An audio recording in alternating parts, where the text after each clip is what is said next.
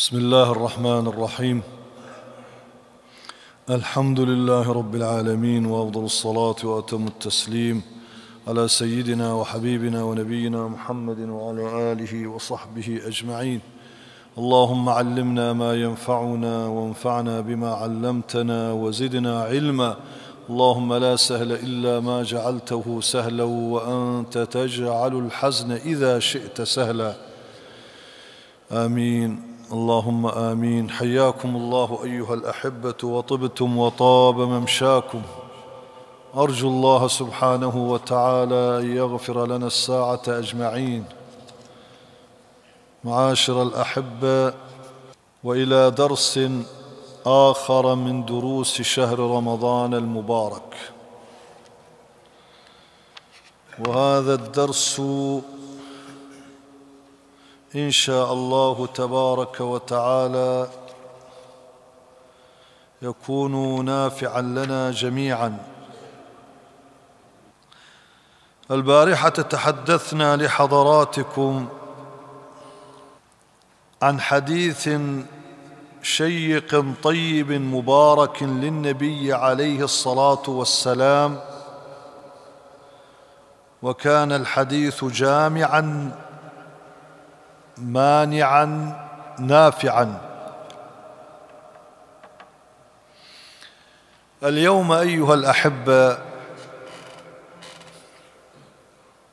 أريد أن أشير إلى مسألة، وهذه المسألة تنتشر في مجتمعنا انتشارا كبيرا، وهي مسألة الحلف بالله تبارك وتعالى. وربما يكون الحلف كذبا، يحلف كاذبا. والنبي صلى الله عليه وسلم عد اليمين الغموس من الكبائر، والله سبحانه وتعالى توعد الذين يكذبون بالويل: ويل يومئذ للمكذبين، فبأي آلاء ربكما تكذبان. فكيف إذا كان هذا الإنسان يستحصل على مراده من أمور الدنيا باليمين الكاذبة؟ هذه مسألة أريد أن أجعلها في بداية الدرس. كنت اليوم بشغلة، رحت للمحكمة، وأحد القضاة قال هذه المسألة جدا منتشرة عندنا، وهذا المصحف الذي أمامي في اليوم الواحد أفتحه أكثر من مرة. ناس من مجتمعنا، ناس من فلوجتنا، يجي يخلي إيده على المصحف يحلف كأن لم يكن شيء. أي نعم. وهذه المسألة خطيرة يا أخوان حقيقة. الحلف الكذب يسمونه اليمين الغموس. لماذا سميت باليمين الغموس؟ لأنها تغمس صاحبها في النار وليس لها كفارة. لا يؤاخذكم الله، يقول الحق سبحانه وتعالى: لا يؤاخذكم الله باللغو في أيمانكم ولكن يؤاخذكم بما عقدتم الأيمان. احنا عندنا يمين لغو وعندنا يمين المعقودة. اليمين اللغو هذا الذي اعتدناه جميعا، وهذا أيضا حقيقة صفة غير محببة. وين كنت؟ والله كنت بالسوق. منين جيت؟ والله جيت من البيت. وين تروح؟ والله أروح للمكالمة. والله والله والله تتردد على ألسنتنا من غير قصد، لكنها غير محببة، لا يحبها الله سبحانه وتعالى. ماذا يقول الحق سبحانه وتعالى؟ يقول: ولا تجعلوا الله عرضة لأيمانكم. لا تخلي لفظ الجلالة، كلمة الله، سهلة عندك، يسيرة عندك، دائما تقدمها، تجعلها معروضة على لسانك تحلف تحلف تحلف، ولا تجعلوا الله عرضة لأيمانكم أن تبروا وتتقوا. هذه وإن شئت والله بالمكان الفلاني، وإن تريد أروح للمكان الفلاني، شو تسوي؟ أروح على كذا. هذه لا نؤاخذ عليها، لكنها غير محبوبة، لا يحبها الله سبحانه وتعالى، لأنه قال ولا تجعلوا الله عرضة لأيمانكم. أي اليمين التي نؤاخذ عليها؟ اليمين التي تعقدها بقلبك، ولكن يؤاخذكم بما عقدتم الأيمان.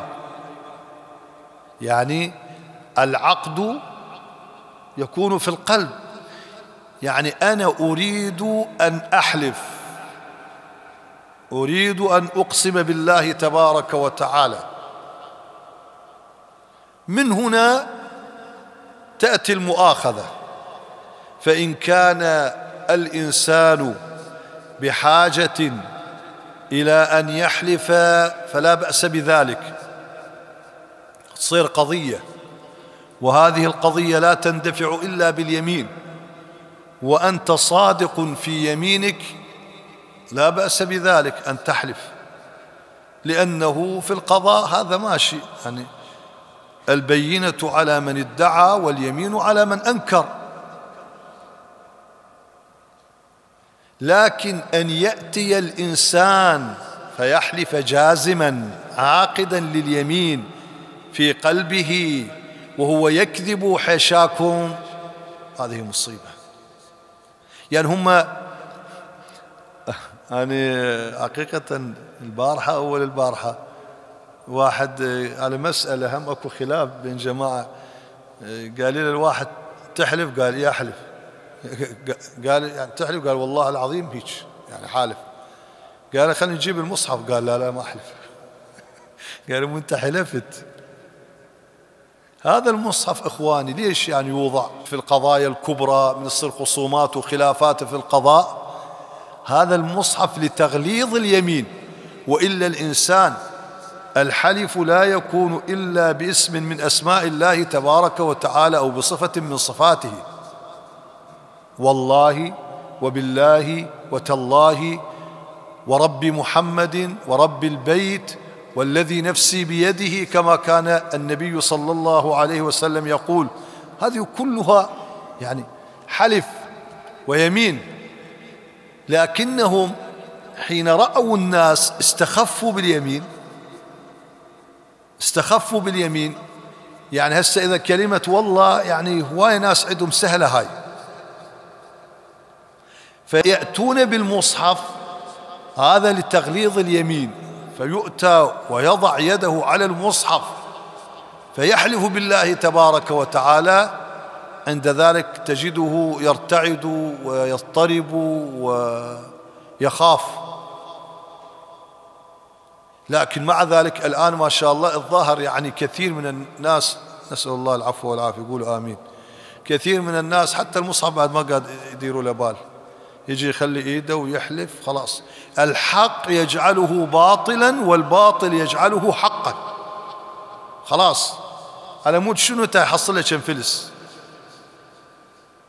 هذه المسألة يا أخوان مسألة خطيرة، يعني الإنسان لا بد أن يعظم الله سبحانه وتعالى. وما قدر الله حق قدره، والأرض جميعا قبضته يوم القيامة والسماوات مطويات بيمينه. يقال إن صحت الرواية قديما كانوا 2 مسجونين، ما أدري هذه القصة يعني ماذا يراد منها، هل هي حقيقية أم من باب التنكيل بالمسلمين؟ فإن كان هي قصة حقيقية فهي مو زينة، وإذا كان من باب يعني أنه التنكيل بالمسلمين أو الاستخفاف فالله يجعل كيدهم في نحرهم. يقال 2 كانوا مسجونين، واحد مسلم واحد نصراني، على قضية، فقالوا ما قدامكم غير الحلف تحلفون. النصراني يحلف بالإنجيل قال والله ما أحلف، هيك ما أحلف بالإنجيل. المسلم قالوا له تحلف؟ قال جاني الفرج. إيه، يقول فجاء وحلف ووضع يده على المصحف وحلف. يعني يقول لك أنه يعني إن كانت صحيحة، أنا لا أجزم أنها صحيحة، لكن ربما أكو، ربما. احنا الله سبحانه وتعالى خلقنا، رزقنا، صورنا، أبدعنا، أكرمنا، لا يعني نستهين بآياته سبحانه وتعالى ونقلل من شأن عظمته سبحانه وتعالى، وإنما الله سبحانه وتعالى هو الله العظيم الكبير المتعالي. لا بد للإنسان أن يكون في قلبه شيء من الرهبة ومن التعظيم. وربنا تبارك وتعالى يقول وخافوني إن كنتم مؤمنين، وخافوني إن كنتم مؤمنين. الإنسان المؤمن يخاف الله، الإنسان المؤمن يخشى الله، الإنسان المؤمن لا يتعدى حدود الله سبحانه وتعالى. مو والله على أبسط الأمور يحلف، أو إذا قالوا له احلف قال جاني الفرج. يعني حقيقة يعني حبيت هذه الصورة أنقلها، وإن كان يعني هي صورة يعني مستعجلة، يعني هذا الموضوع موضوع شائك. فإذا حلف إنسان يمينا كاذبا هل لها من كفارة؟ قال العلماء لا كفارة لها. إذن شنو كفارتها؟ كفارتها التوبة النصوح، التوبة النصوح، أن يرجع إلى الله تبارك وتعالى من أعماقه، وأن يستغفر من قلبه، وأن يندم شديد الندم على ما فعل، على ما صنع. فسميت باليمين الغموس، أي تغمس صاحبها في النار. أما اليمين التي لها كفارة، كل إنسان معرض لأن يحلف، فيحلف على أمر ثم بعد ذلك يريد أن يعود، يريد أن يرجع. يعني مثلا يعني يحلف يمين أنه فلان بعد ما أسلم عليه، أو فلان بعد ما أروح عليه، أو فلان بعد ما أركب بسيارته، أو فلان بعد ما أتعامل وياه. وهي موجودة. النبي صلى الله عليه وسلم كان إذا حلف على شيء، النبي صلى الله عليه وسلم أيضا كان يحلف، هذا مشرع صلى الله عليه وسلم يريد يبين لنا، كان إذا حلف على شيء ورأى غيره خيرا منه كفر عن يمينه ثم جاء وأتى بذلك الشيء، يكفر عن يمينه ثم يسوي ذاك الشيء. هاي من الأمور المحببات، أنه الإنسان إذا حلف عليها، فلان ما يسلم عليه، فلان ما يروح عليه، فلان ما يركب بسيارته، الشغلة الفلانية ما يسويها، فلان بعد ما له شغل به، لا، حتى إذا حلف الأفضل أن يرجع في يمينه. فقال الله تعالى ولكن يؤاخذكم بما عقدتم الأيمان. يعني عقدتم يعني من العقد والجزم في قلبك أنه أنت تحلف، مو مثل الأول يمين لغو. قال فكفارته إطعام 10 مساكين. شنو كفارة هذه اليمين؟ إطعام 10 مساكين من أوسط ما تطعمون أهليكم، أو كسوتهم، أو تحرير رقبة. هذين الثلاثة بالتخيير، اختيار: إطعام، كسوة، تحرير رقبة. حلف إنسان ويريد يتراجع عن يمينه، شو نقول له؟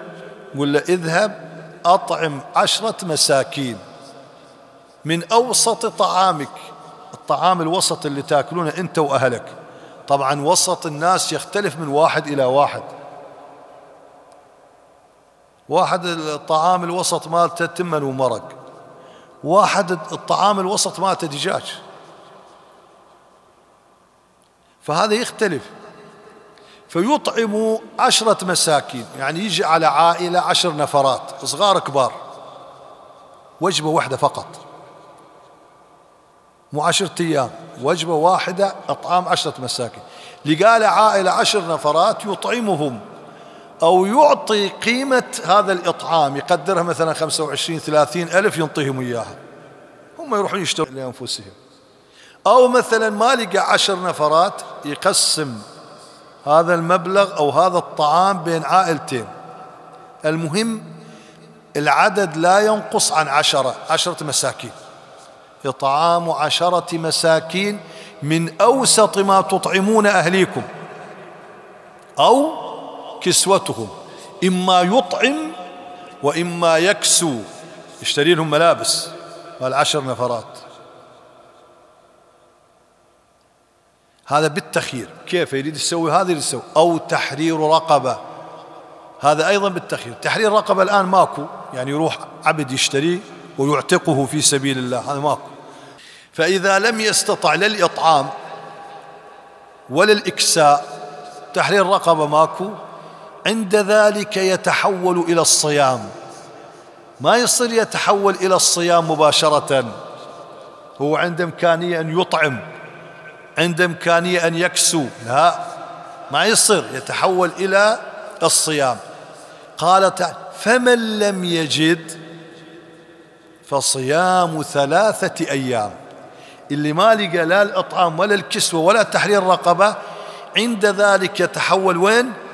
فمن لم يجد فصيام 3 أيام، ذلك كفارة أيمانكم إذا حلفتم. ذلك كفارة أيمانكم إذا حلفتم.